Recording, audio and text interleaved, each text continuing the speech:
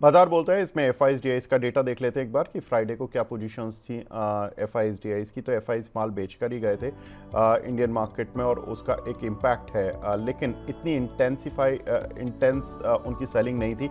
1264 करोड़ की सेलिंग थी। जिस तरह की खबरें हैं और जिस तरह का मार्केट दिखा फ्राइडे को, उस हिसाब से ये रिलेटिवली कमी मानी जाएगी। 3000 करोड़ से ज़्यादा की बाइंग डीआईज करके ले गए। तो नेट में इंस्टीट्यूशंस प्लस ही थे। एक बार देख लेते हैं ग्लोबल इंडिसेस का हाल। इस समय वहाँ पर किस तरह का रुझान देखने के लिए मिल रहा है। तो रुझान है, डाउ तो देखिए फ्राइडे को बंद हुआ नेगेटिव मार्क के साथ, करीब 2.25% नीचे, लेकिन शंघाई फ्लैट है विद ग्रीन मार्क। हैंसेंग में फ्लैट है बिल्कुल, और निकाई और कोस्पी यहाँ पर अच्छी स्ट्रेंथ बनी हुई है, करीब 1% की। अब देख लेते हैं आज के टॉप गेनर्स और लूजर्स कौन से काउंटर हैं जहाँ पर की अच्छी स्ट्रेंथ आज के मार्केट में भी है। स्टरलाइट टेक, यहाँ पर प्रमोटर ने शेयर बाय किए हैं, जिसकी वजह से ये काउंटर लगातार 2 दिन से स्ट्रेंथ दिखा रहा है। फ्राइडे के सेशन में भी और आज के सेशन में ही दोनों बार 10% ऊपर। एफडीसी करीब 7% ऊपर है, इंड्योरेंस करीब 5%, पीआई इंडस्ट्री 4% और नावा करीब 4%, ये भी काउंटर ऊपर है। एक बार देख लेते हैं आज के टॉप लूजर्स कौन से काउंटर हैं जहां पर की थोड़ी ज़्यादा तेज गिरावट देखने के लिए मिली है। तो लॉयड्स का शेयर करीब 13%, टीटीएमएल करीब 5.5%, जीटीएल इंफ्रा करीब 5%, आरटीएन इंडिया और अवेंटेल करीब 4.5-5%, ये भी काउंटर थोड़ा नीचे हैं। लेकिन सबसे बड़ी खबर इस समय ईरान इजराइल पर ही है, क्योंकि वहां पर देखा कि इजराइल के हमला रोकने पर हम हमला नहीं करेंगे, ये ईरान की तरफ से स्टेटमेंट आया। तो ये बहुत इंपॉर्टेंट स्टेटमेंट है कि एक देश शांत रहना चाहता है, लेकिन जब तक इजराइल नहीं मानेगा, जब तक ईरान को भी रिटेलिएशन करना पड़ेगा। ईरान के शीर्ष नेता जो कि खमेनी हैं, उनको मारने के लिए ट्रंप ने रोका, डोनाल्ड ट्रंप ने ऐसा कहा। अब ये बड़ा इंटरेस्टिंग होता है डोनाल्ड ट्रंप की अपनी बातें, और उनका कहना है कि ईरान और इजराइल के बीच शांति अभी भी संभव है। इस स्टेटमेंट से शायद थोड़ा सा ग्लोबल मार्केट पॉजिटिव साइड पर आए हैं, क्योंकि उन्होंने कल रात ही बोला और उसके बाद से हमने देखा कि थोड़ी सी तस्वीर पलटी, सेंटीमेंट बदला। और वो इसलिए बदल रहा है क्योंकि ज़्यादातर जो कंट्रीज़ हैं वो इन दोनों के बीच में शांति वार्ता कराने के लिए थोड़ा कोशिश कर रहे हैं, क्योंकि यूरोप के जो लीडर्स हैं वो भी युद्ध के डेवलपमेंट पर मंगलवार को मिलेंगे, यानी कि कल मिलेंगे, और बातचीत होगी कि किस तरह से इसको रोकने की कोशिश की जाए। दूसरा कि G7 देशों की बैठक में भी इस मुद्दे पर बात होगी, और वहां पर फ्रांस की तरफ से भी स्टेटमेंट आया कि हो सकता है कि हम कुछ घंटों में ही समझौता कराने की कोशिश करें। तो ये कुछ एक स्टेटमेंट है जिसकी वजह से मार्केट ने थोड़ा ब्रीदर लेने की कोशिश की है। अगर हम देखें तो अभी तक जो हमला हुआ है उसमें सबसे इंपॉर्टेंट चीज़ थी कि ईरान की तेल रिफाइनरी और उनके न्यूक्लियर साइट्स पर हमले हुए हैं, और इजराइल के मुख्य शहर हाफिया में भी मिसाइल गिरी है, जहाँ पर कि अदानी पोर्ट्स का पोर्ट है। लेकिन अदानी पोर्ट की तरफ से बयान आया कि ऐसा कुछ हमारे पोर्ट पर कोई मिसाइल नहीं गिरी है, हमारा कामकाज रोज की तरह चल रहा है, नॉर्मल है। पोर्ट पर 8 शिप्स खड़े हुए हैं इजराइल के इंपोर्ट में। हाफिया पोर्ट का करीब 30% कंट्रीब्यूशन आता है, और अदानी पोर्ट का हाफिया पोर्ट में एज एन स्टेक 70% है, और अदानी पोर्ट की टोटल रेवेन्यू में करीब 5% कंट्रीब्यूट करता है हाफिया पोर्ट का रेवेन्यू। तो ये कुछ एक चीज़ें जो कि बिल्कुल डायरेक्टली लिंक्ड हो रही हैं। समीर सर, इस समय 2-3 चीज़ें देखिए, एक शांति कराने को लेकर डोनाल्ड ट्रंप भी थोड़ा बात कर रहे हैं। वो शायद उन्होंने प्रेशर टैक्टिस ही बनाई थी ईरान पर कि न्यूक्लियर की जो उनकी बातचीत की डेडलाइन थी वो ख़त्म हो गई थी, तो उसके अगले दिन से ही अटैक शुरू हो गया उनकी, और न्यूक्लियर साइट्स पर ही टारगेट किया गया इजराइल की तरफ से। अब ये अगर शांति होती है तो मार्केट कितना तेज चलने के लिए तैयार है और कितना दूर तक जाने के लिए तैयार है, और शांति नहीं होती है तो आपने वैसे बोल ही दिया कि एक फ्रेश राउंड ऑफ सेलिंग के लिए भी हमें तैयार रहना है। तो वो कहां तक, मतलब कितनी बड़ी सेलिंग होगी? तो डिफिकल्ट टू से कहाँ तक होगी, but I would think 23,000 Nifty जो है एक मेजर सपोर्ट रहेगा मेरे हिसाब से। वहां से नीचे it seems difficult at this point, but unless something बहुत बड़ा हो जाता है जहां मल्टीपल कंट्रीज इन्वॉल्व हो जाते हैं, तो फिर yes, even 23,000 can be broken. But जो 23,000 का एक बार सपोर्ट लेके बड़ा था मार्केट, आई थिंक वहां तक एक बार जा सकता है अगर अगर ये थोड़ा एस्केलेट हुआ। दूसरा आपका फर्स्ट जो क्वेश्चन था इज, अगर ये वॉर रुक जाती है तो मार्केट कितनी तेजी करेगी। So it's difficult to say that bullishness is going to come into the market if some small cease fire happens, क्योंकि इसराइल और ईरान के बीच में अगर आप अगर आप 1.5 मंथ्स पहले जाते हैं तो तभी भी कुछ हुआ था, और तभी भी सब कुछ सीज फायर जैसे हुआ था, और फिर वापस हुआ है। So there is no certainty कि वो cease fire permanent cease fire होगा, कि वापस एस्केलेशन होगा, because Iran is Israel is hell bent on attacking all nuclear facilities of Iran. और जब तक वो अपना nuclear strategy change, not strategy but जो उनका व्यू है कि उनको न्यूक्लियर वेपन डेवलप करना है, अगर जब तक वो नहीं छोड़ देते हैं, तो they are not going to allow this peace to sustain. And मेरे हिसाब से Iran is not going to give up its nuclear requirement, not requirement but जो उनका बॉम्ब डेवलप करने का व्यू है। I don't think they are going to give it up, तो it's not going to be such an easy resolution अगर आप मेरे को पूछे।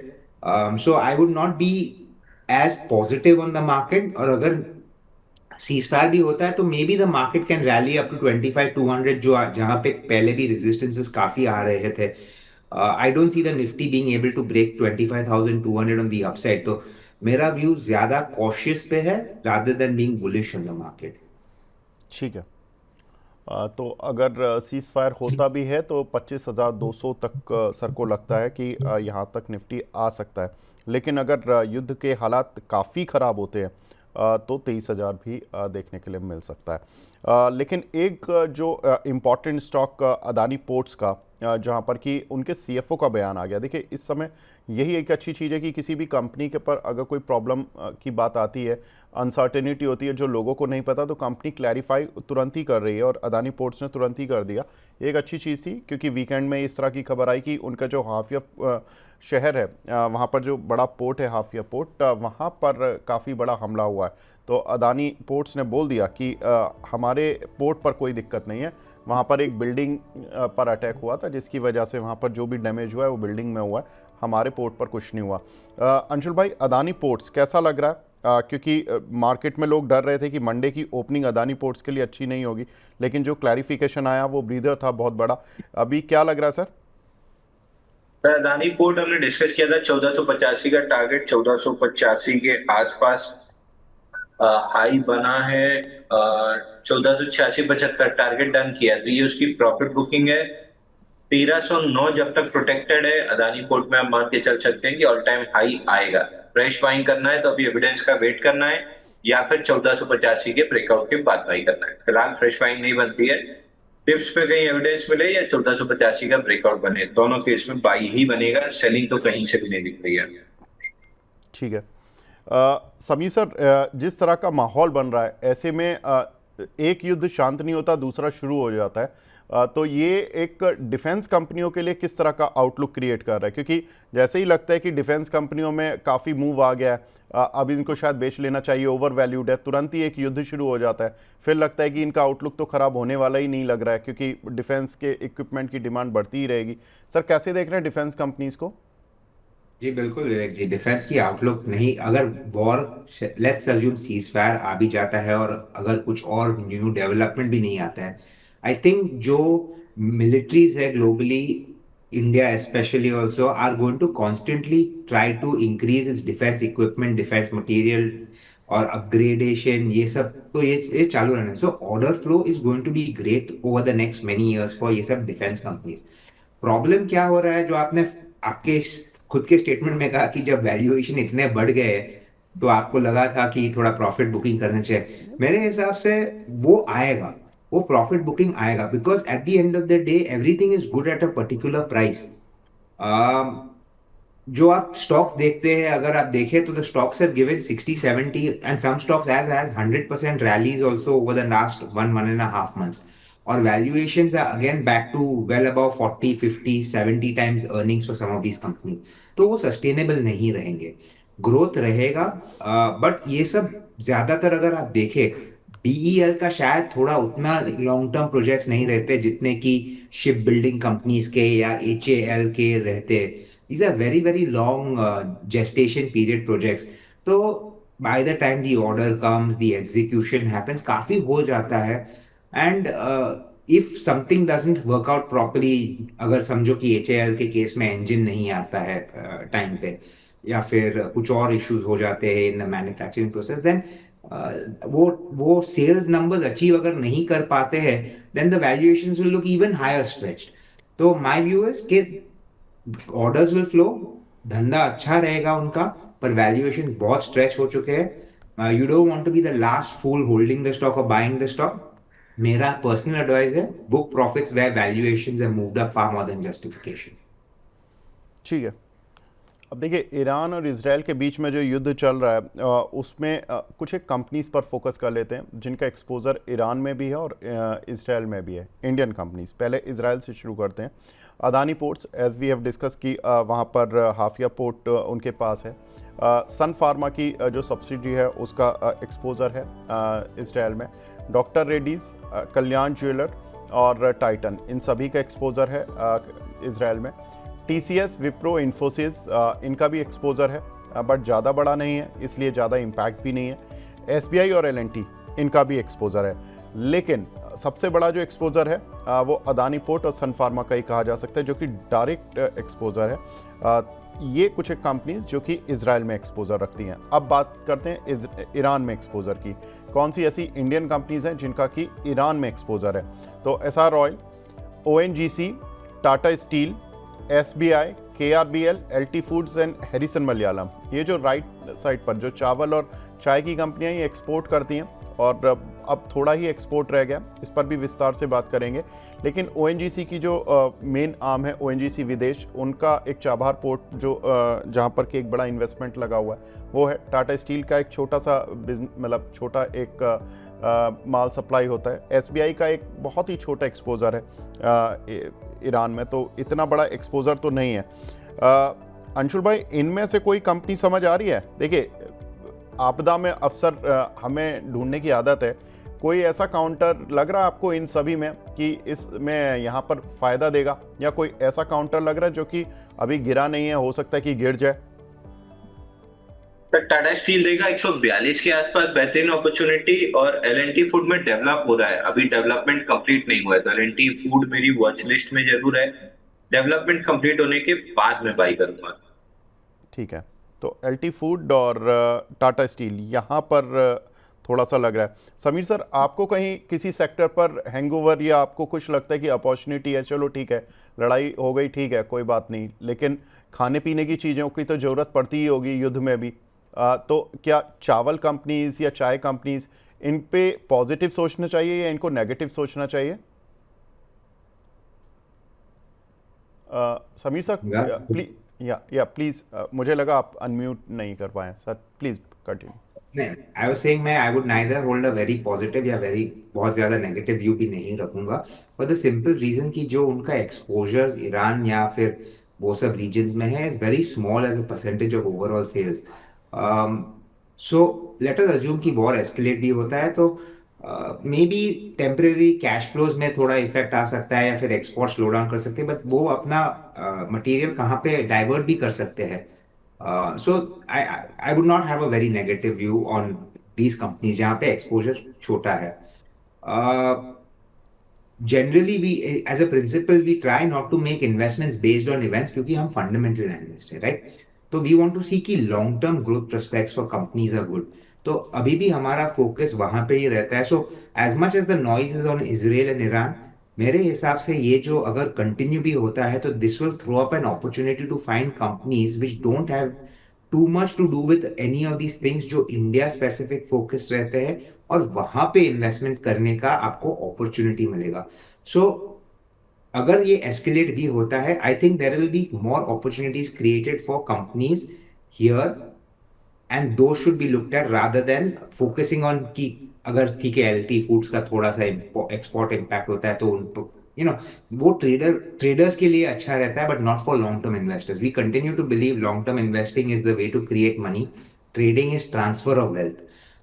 तो I would focus more on fundamentals and focus on companies catering to the domestic market जहां पे growth आ सकती है, and not focus too much as the जितना भी नॉइज हुआ है ये सब, that is not something I like to focus on. I like to focus more on fundamentals. ठीक है. एक और खबर जो कि चावल कंपनीज पर ही, क्योंकि ईरान हमसे काफ़ी चावल खरीदता रहा है उसको एक बार देख लेते हैं। भारत से सालाना करीब 7 से 9 लाख टन ईरान को चावल का एक्सपोर्ट होता है और भारत का कुल चावल का एक्सपोर्ट जो है वो 40 से 60 लाख टन पर एनम का है। दैट मीन्स कि हमारा ऑलमोस्ट करीब करीब 10 से 15% एक्सपोर्ट ईरान को होता है चावल का। लेकिन अब लोग वीकेंड में इसी चीज़ को लेकर घबरा रहे थे, जिन लोगों के पास चावल के शेयर थे, कि अब होगा क्या। उसमें एक बड़ा इंटरेस्टिंग केस था कि ज़्यादातर ऑर्डर जो होते हैं चावल के वो नवंबर में दिए जाते हैं और ज़्यादातर जो शिपमेंट होते हैं वो उसके 1-2 महीने में हो जाते हैं। ऑर्डर आया नवंबर में और 2-3 महीने में ऑर्डर का शिपमेंट पूरा हो गया। अब युद्ध शुरू हुआ जून में, तो अभी ना कोई ऑर्डर है ना ही कोई शिपमेंट है, तो ये डरने घबराने की ज़रूरत इसलिए चावल कंपनियों में थी नहीं। तो इसीलिए हमने देखा कि चावल कंपनियों के शेयरों में आज कुछ भी नहीं हुआ, गिरावट ही नहीं है कुछ भी। इनफैक्ट दावत ग्रीन मार्क में भी आने के लिए तैयार हो रहा है। लेकिन हाँ, एक जो हैंगओवर जो हमारी एक्सपर्ट से बात हुई वो ये था कि अगर वहाँ पर जो शिपिंग वाला जो एरिया जो सी में अगर क्राइसिस आता है कि वहाँ पर जो सी का शिपमेंट वगैरह में प्रॉब्लम आती है उस एरिया से, तो थोड़ा सा प्रॉब्लम है। फिर जो शिपिंग रेट्स हैं वो बढ़ ही रहे हैं, क्योंकि हमने देखा कि बाल्टिक ड्राई इंडेक्स करीब 20% चल गया, तो उससे थोड़ी सी प्रॉब्लम हो सकती है आने वाले समय। लेकिन अगर ये लंबा खिंचता है तो अगर कुछ दिन में ही निपट गया तो कोई दिक्कत नहीं है। अंशुल भाई, आप दावत बोल रहे थे, दावत में कुछ अब कोई कन्विक्शन आ रही है ये सब सुनने के बाद सर? दावत मतलब एलटी फूड ना, एलटी फूड, यस।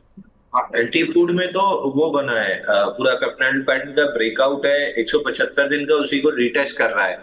रिटेस्ट पे फिलहाल वॉल्यूम नहीं है, लेकिन फ्रेश ब्रेकआउट जब बनेगा तब मैं बाय करूंगा। इसलिए मैं बोल रहा हूँ पैटर्न अंडर डेवलपमेंट है, कंप्लीट होने के बाद मैं बायर रहूंगा। 37 हफ्ते का ब्रेकआउट है, रन अवे ब्रेकआउट है 5 हफ्ते का, तो यहाँ 2 से 3 हफ्ते अगर कंसोलिडेट नहीं किया तो ब्रेकआउट फेल भी हो सकता है। इसलिए मैं 2-3 हफ्ते वेट करूंगा, जैसे ही यहाँ पे कंसोलिडेशन कंप्लीट होगा उसके बाद मैं बायर रहूंगा। तो मैं बायर हूँ इन स्टॉक्स में, करंट मार्केट प्राइस पे नहीं हूँ।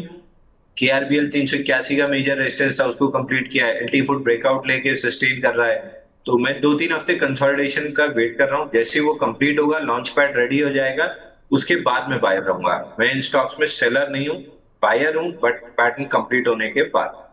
ठीक है। अगली खबर ये है कि G7 हो सकता है कि ईरान की मुश्किलें बढ़ाए, क्योंकि G7 की मीटिंग शुरू हो चुकी है। 15 से 17 जून के बीच में ये मीटिंग रहेगी और वहाँ पर जो उनका एजेंडा है इस युद्ध को लेकर वो ये है कि न्यूक्लियर जो भी वेपन्स ईरान बनाने की सोच रहा है उस पर कंप्लीट रोक लगा दी जाए। अब अगर इतने बड़ी शक्तियां सब लोग एक फैसले पर आएंगी तो ये थोड़ा सा ईरान के लिए मुश्किल हो जाएगी। और दूसरा बड़ा जो चीज़ जिसमें कि G7 कंट्रीज़ बात करने वाले हैं, जो उनके एजेंडा में है, वो है कि इजराइल को सेल्फ डिफेंस का अधिकार है। अगर ईरान कुछ भी न्यूक्लियर वेपन्स बनाता है तो इजराइल को ये अधिकार दिए जाएंगे कि हाँ, आप अपने सेल्फ डिफेंस में कुछ भी कर सकते हो, जो कि इजराइल कर भी रहा है। तो समीर सर, अगर ये G7 कंट्रीज़ भी इस चीज़ पर अपनी स्टैंप लगा देते हैं तो ये कितना मुश्किल होगा ईरान के लिए इस न्यूक्लियर अपने कार्यक्रम को आगे बढ़ाना।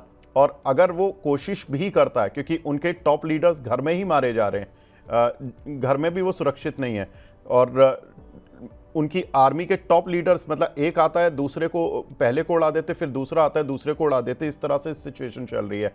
तो ऐसे में ईरान क्या घुटने टेक देगा? और लगता है कि इससे जो ग्लोबल सप्लाई वगैरह है या न्यूक्लियर जो पैक्ट जो यूएस चाहता था वो इजीली हो जाएगा।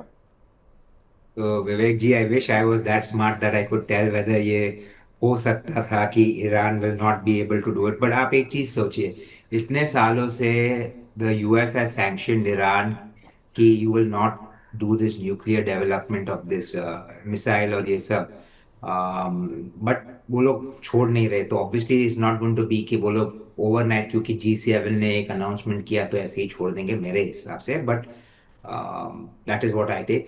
दूसरा जो आपने कहा कि G7 will give agreement to Israel to take whatever steps they require for defense, मेरे हिसाब से इजराइल डिफेंस नहीं कर रहा है, वो अटैक कर रहा है। सो आई हेट टू से उनको फियर है कि न्यूक्लियर वेपन बनेगा उसके वजह से अटैक करे। That is not a defence. Based on that theory then कोई भी कंट्री बोल सकती कि फॉर एग्जांपल जो रशिया ने यूक्रेन के साथ किया कि if they were going to join the NATO which put a big risk to the Russia, तो उन्होंने अपने डिफेंस में किया। वर्ल्ड वहां पे अग्री नहीं करती है, वो बोलते हैं नहीं, वहां पे Russia is the aggressor and Russia is the wrong. तो I don't think we should take G7 ये सब बोलने के लिए अच्छा है ग्लोबल, जिनकी क्या बोलते हैं स्ट्रेंथ ज्यादा है, demand is more, not demand I would say, but जिनकी लॉबी ज्यादा स्ट्रांग है, द जूइश लॉबी, यूएस में we know how strong it is, तो वो सब ये सब डिक्टेट करती है, does not mean that is the reality. And I also don't believe कि any statement coming out of G7 is going to ease up some amount of tension. जो USA, Israel, ये सब न्यूक्लियर वेपन्स पे बैठे हुए हैं, दे telling the everyone else के you don't do it, सिर्फ हम कर सकते हैं, वो अलाउड भी नहीं होना चाहिए, to be very frank. But anyways that's a separate issue. But to answer your question, I don't have a view whether Iran will give up its nuclear program. Israel और ईरान में conflict तो रहेंगे, and temporary stop हो जाएगा, फिर वापस maybe 1 month 2 months down the road it could come back up. So I don't think it's going to end right away, and that is going to be a bit of a negative on the market, क्योंकि not because there is a war there, of course that is there, but also crude prices ऊपर रहते हैं, and crude is something that India is importing in a huge way, and that affects our fiscal deficit and our current account deficit both, क्योंकि अगर oil prices बढ़ते हैं तो government either they pass on and hurt inflation, or they absorb the increase in cost, and OMCs या oil marketing companies and oil producing companies को बोले कि नहीं, you share the loss, we will also contribute to it, which of course is a negative. So we need to see how crude also plays out in this kind of situation. Two edge sword है, आप अगर OMCs ले लो और वो resolve हो जाता है, crude comes back down to 60, तो मेरे हिसाब से HP, BP, IOC तीनों भाग जाएंगे। अगर एस्केलेट होता है, क्रूड प्राइस बढ़ता है, तो it could come crashing down across the board for all of these players. तो एंड देन जो भी डेरिवेटिव्स ऑफ क्रूड लेते हैं, फॉर एग्जांपल पेंट इंडस्ट्री या सीमेंट इंडस्ट्री जहाँ पे कोल इज यूज्ड, या फिर लॉजिस्टिक्स में, all those sectors start getting affected. So we need to keep an eye on it. Of course, it's not going to be right away and immediate, but अगर ये थोड़ा escalate होता है, crude बढ़ता है, तो द क्रूड सेंसिटिव जो है वो नेगेटिवली इम्पैक्ट हो सकते हैं, और वहां पे मेरा थोड़ा अगेन कॉशियस व्यू रह सकता है। ठीक है। कुछ और सेगमेंट जहां पर कि वॉर का इम्पैक्ट हो रहा है या हुआ है, एक तो कच्चे तेल पर ऑफ कोर्स जो 65-66 पर चल रहा था वो 74-75 पर पहुंचा, शिपिंग रेट्स बढ़ गए, थोड़ा सा यहाँ पर भी इम्पैक्ट आया, सोने चांदी की कीमतें बढ़ी, वहाँ पर भी इम्पैक्ट आया कि सोना अचानक से 1 लाख रुपए के पास पहुँच गया, MCX में चांदी 1,06,000 पर पहुँच गई। गेहूं, सोयाबीन, मक्का, चावल, इन सभी एग्री कमोडिटीज़ की कीमतों में इंटरनेशनल मार्केट में तेज़ी देखने के लिए मिली है। समीर सर, यही मेरा क्वेश्चन भी है कि इनमें से कोई ऐसा सेक्टर जो आपको लगता है कि चलो ठीक है, युद्ध के चलते हमने खरीद भी लिया, अगर युद्ध ख़त्म हो गया, फंस गए, फिर किस में से निकल पाएंगे कि हाँ ठीक है चलो इसके फंडामेंटल या इस सेक्टर को अपार्ट फ्रॉम वॉर भी अगर देखा जाए तो फंस भी जाओगे तो आप ज़्यादा नुकसान नहीं खाओगे, तो वो कौन सा सेक्टर हो सकता है सर? तो फिलहाल मेरे हिसाब से अगर ये वॉर एक्सकेलेट हुआ और जहाँ पे फंस गए, तो पेंट इंडस्ट्री एक ऐसी इंडस्ट्री है जहाँ पे prices have already come down because of competition in the space, जहाँ पे बिरला ओपिस और JSW एंटर किए हुए हैं। That space might get a little bit more impacted, but उतना नहीं गिर गया, इवन दो क्रूड सेंसिटिव है, क्योंकि ऑलरेडी वैल्यूएशंस काफी कम हुए हैं। वी बिलीव के now it's going through consolidation phase, तो वो एक इंडस्ट्री है। But am I saying to go out and buy it? नहीं, आई एम जस्ट सेइंग कि वहां पे पेन कम रहेगा बिकॉज ऑफ दिस। मेरे हिसाब से NBFC और बैंकिंग स्पेस में अगर कुछ भी होता भी है इंटरनेशनली, आई डोंट थिंक उतना नेगेटिविटी है, क्योंकि India growth story is getting better. Microfinance loans को NBFCs are starting to resolve, banking और NBFC जिसका है। दूसरा, इंटरेस्ट रेट कट्स जो है, will see interest rates being passed on to end consumer, जो शायद डिमांड ऑफ टेक भी बढ़ा सकता है, which can allow them to probably grow their book and get operating leverage and profitable growth. NIMs थोड़े NBFCs के near term में expand हो गए बिकॉज पहले rate banks will cut cost of funding to them, or they will eventually pass it on, but it usually 3 months 6 month के lag से होता है, immediate से नहीं हो जाता है. So some amount of positivity can happen in that. So मेरे हिसाब से be more domestic focused. मेरे हिसाब से इंडिया कंजम्पशन स्टोरी बहुत अच्छा लग रहा है. आप hero Honda, I mean Bajaj auto, ऐसे स्टॉक्स देख ले. आप QSR में देख लो तो operating leverage is quite strong. Government ने जो टैक्स कट्स दी थी उनकी इम्पैक्ट अभी होने लगी है. We believe that it will take another may be 1-2 months, but ये सब सेक्टर्स जो है डोमेस्टिक फोकस विल स्टार्ट करना. ठीक है. अंशुल भाई, आपको क्या लग रहा है सर, कौन से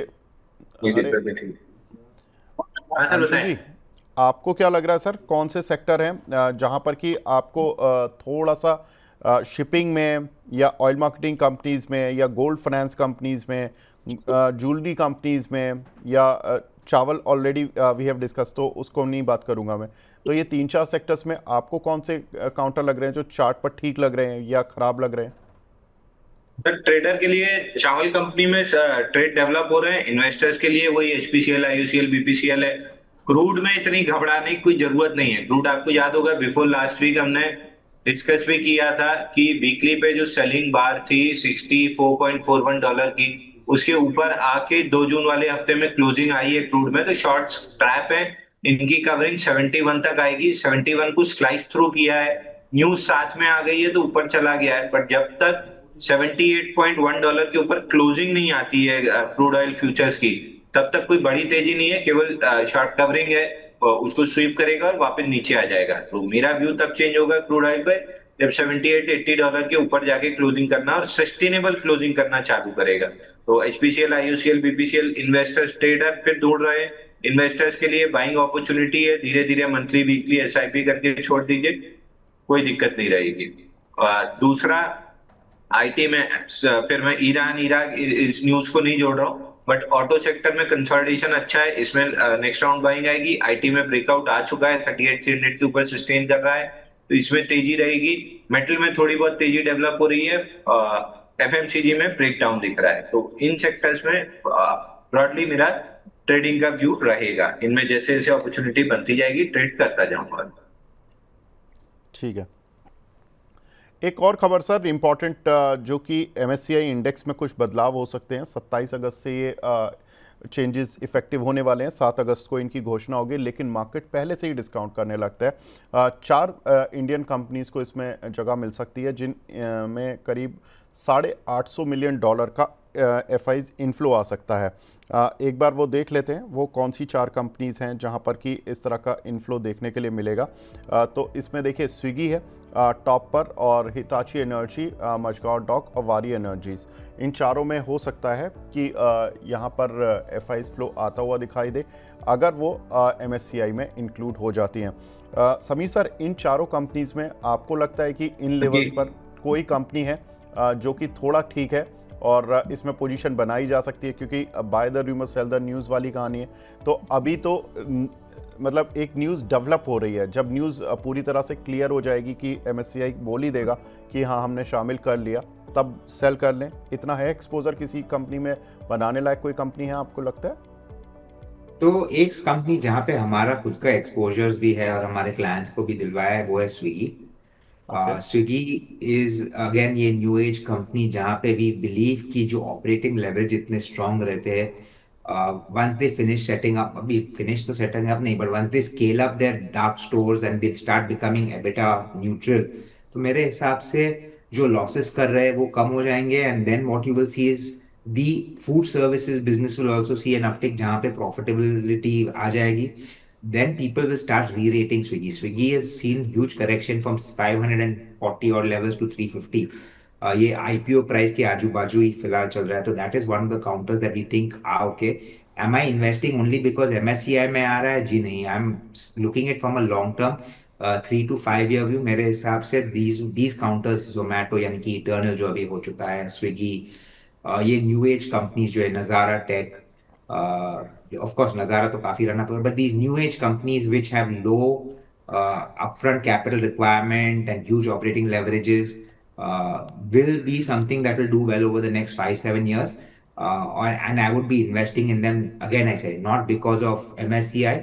MSCI में ठीक है, एक दिन का इम्पैक्ट आ जाता है, काफी टाइम लोगों को पहले से ही कैलकुलेट करके बैठ जाते हैं कि कौन सा मार्केट कैप से कैसे बैठता है, तो they already run up the stock from before, and then जब एक्चुअल इन्वेस्टमेंट MSCI का आना है, they basically just selling from what they had bought into the MSCI and the position kind of nullifies. तो that doesn't make long term investment sense, but this is a company that Swiggy जो हम long term के लिए कर रहे हैं is fundamentally back.